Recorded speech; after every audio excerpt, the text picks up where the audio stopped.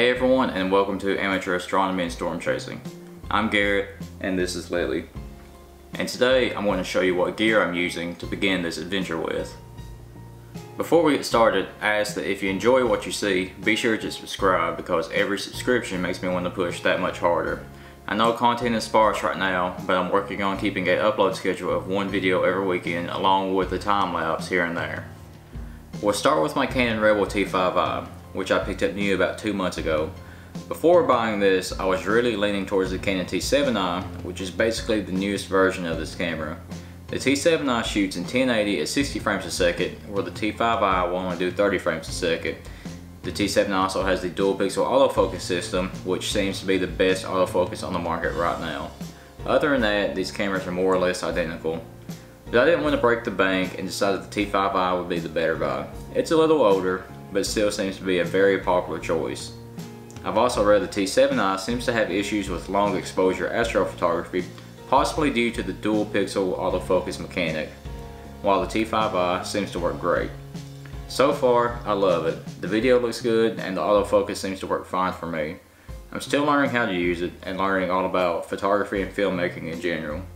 I only have the 18-55mm kit lens and a few other bundle accessories that came with the camera. I haven't used it for any serious astrophotography yet, so I can't say how well it works for that, but I'm hoping to change that soon. Plus, this camera will work out well for storms after I pick up a couple extra lenses, so it'll be good to go in that aspect. Next is my GoPro Hero 3 Plus Black Edition. I bought this from a friend about 8 months ago. I'd been looking into GoPros for a while, but didn't really want to spend the money on a new Hero 5.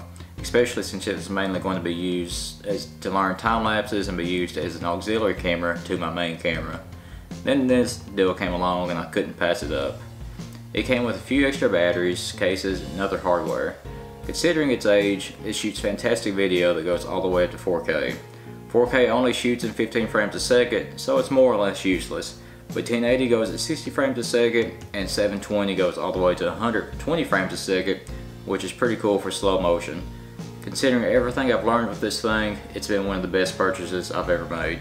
But I can't rule out getting a new GoPro before too long because they're just way too cool. When storm season comes around, this thing will see a lot more action. Of course, I can't forget about my telescope, the Skywatcher 8-inch Dobsonian. I was in the market for a telescope for a long time. I couldn't decide if I wanted to start out with an astrophotography rig or a viewing rig.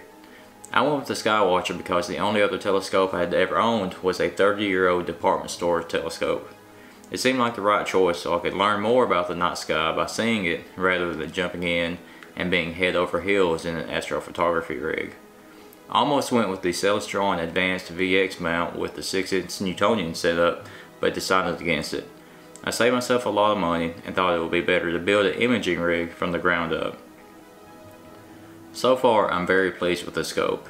It's not too big, but it's big enough to see some serious space. With it, I bought a 2X Barlow and a Cheshire collimator, which I still haven't quite figured out yet. I live in a light polluted neighborhood near a small town. I haven't had the chance to use it in dark skies yet, so I've only scratched the surface of what this thing is capable of. For not even 400 bucks, I got a serious light bucket and I'm excited to see what I can do with it. For my videos, I just received this Rode Micro. I didn't see a point in spending a lot of money on audio right now, and this thing seems to work just fine. I've only used it in my most recent Chef Clown video, and now this one, and I'm surprised with the jump in audio quality. I know it's not the end-all be-all of mics, but I'm pleased with it considering I bought it with a gift card. Can't forget about my remote shutter I just bought. This is cheap off-brand that I bought off Amazon after doing some research. I use it for my night lapse shots and for learning time lapses on my T5i. Based on the reviews, it works just as well as name brand timers, and so far I'm very pleased with it. I'm looking forward to using it for serious astrophotography. It feels cheap, but it works, and that's all I ask for. And finally, my tool for storms. RadarScope seems to be the end-all be-all app for amateur storm chasing. I purchased the Pro package, which I believe is around $10 a year. I love it.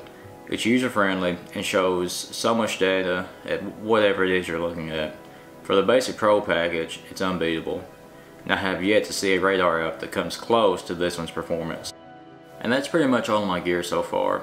I'm still learning my way around most of it, but I'm loving every second of it. My next purchase is probably going to be the Skywatcher Sky Adventurer guided camera mount, so I can get into some wide angle astrophotography.